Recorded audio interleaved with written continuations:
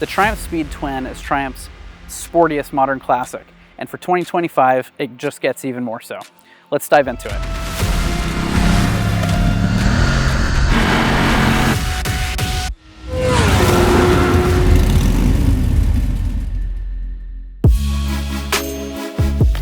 Hey guys, I'm Ryan from Motorcycle.com.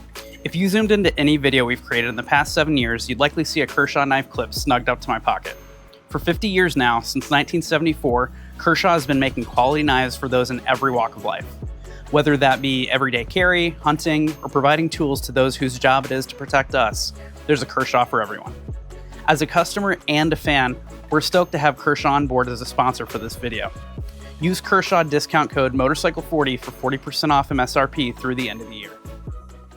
So the highlighting points between these two new models, the 2025 Triumph Speed Twin 1200, are going to be updated looks, corner-sensitive electronics, and a little bit of a horsepower bump, as well as the all-new Speed Twin 1200 RS, the sportiest variant. So big changes for these 2025 models are going to be a little bit of a more modern classic than it even used to be, kind of almost coming in line with the Speed 400 in terms of styling.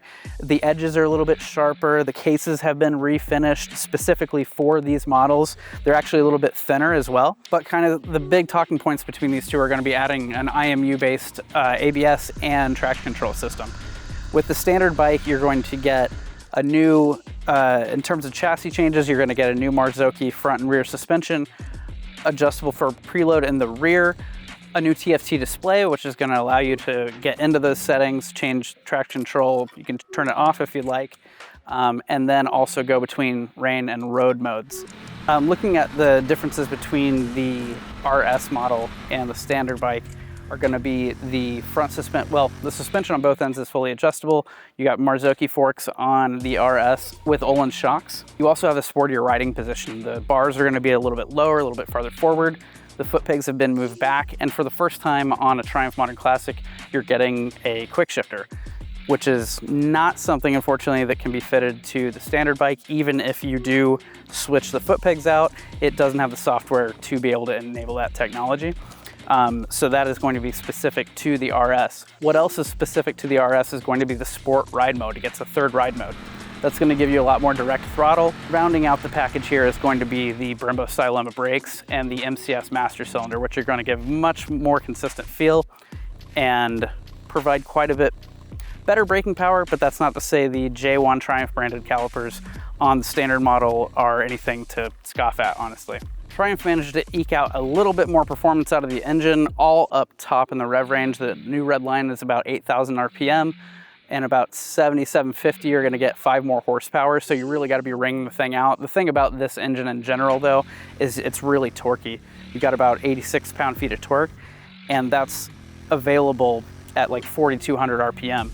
What's nice about this, too, is in working with this new fuel map, and the Triumph managed to make a little bit of a ramp just before that peak torque.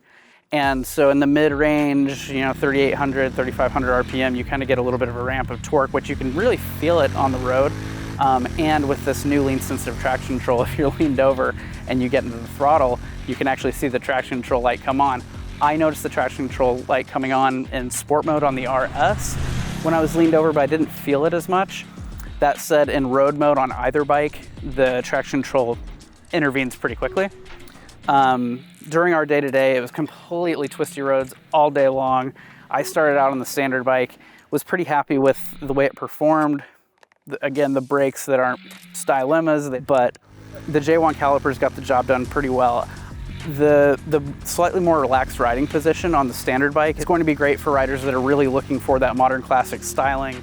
Loved the Speed Twin before. This is going to be a more upright riding position. The suspension is revised from the previous bike, but it is going to be the more comfortable ride.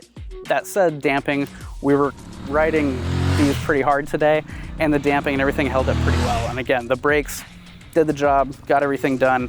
The engine's super torquey, which is so much fun out here in the twisty roads, because you can either lug the bike and be lazy about it through the corners, or now you can rev it out a little bit more, so you can kind of ride it in 2 different ways.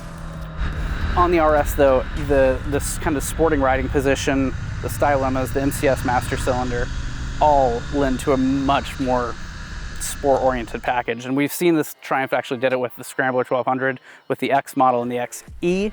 This is kind of the same separation between these two motorcycles. This is meant to be kind of, you know, the standard modern classic bike, and they wanted to give the Speed Twin 1200 SE the very much more focused sporting intention. The suspension is also going to play a huge part in how well this thing is damped going through corners and everything. It's maybe a little harsh, you know, over kind of normal riding through town, but you'll really appreciate the way the bike holds itself up when you're riding in a sporting fashion. So it's pretty plain to see. If you want the standard Speed Twin Modern Classic, the standard bike is here for it. If you want a sporting experience packaged in Triumph's classic, modern classic design, the RS is going to be the great option for you. Pricing, these bikes aren't cheap. The standard model is $13,600, while the RS comes in just under $16,000. So that's a quick look from Majorca, guys.